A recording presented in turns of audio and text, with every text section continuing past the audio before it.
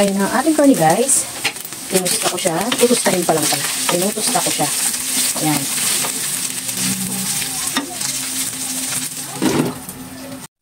Igisa natin siya sa butter. Sayang yung tirang butter. Gamitin na natin. Lagyan na natin ng bawang.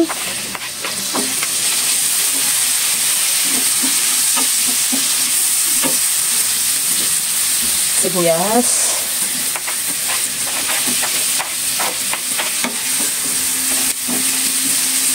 Lagyan na rin natin ng pampalasa. Paminta. Leche. Sunod na natin ang carrots. Guys, dapat chapsoy yan. Dahil sa mahal ng bilihin, yan, ang sahog niyang gulay is carrots na lang. Ang tsaka repolyo. Wala, kailangan natin magtipid eh. Ang mahal ng mga kilo ng gulay.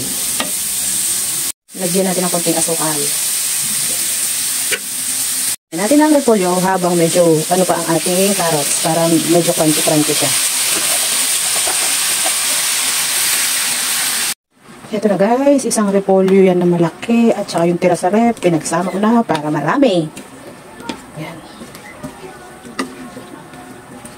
Malapit na siyang maluto. Bakit naman kasi pag overcook? Bago ko makalimutan, lagyan natin ng asin. Wala pa pala itong asin. Mukha namang chapsuy, kahit kulang. Marami naman yung repolyo. Ang importante, dapat masarap kahit kulang ang gulay. At ilagay na natin ang aking favorite, ang onion leeks.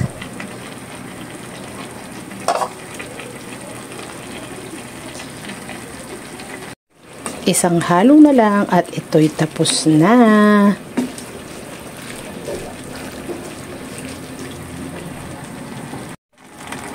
Ayan na guys, luto na po ang ating ginisang repolyo at carrots.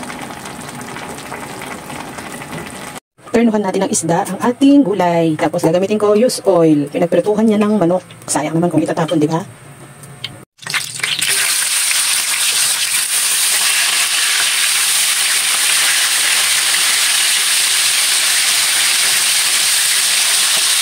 Luto na ang ating isda.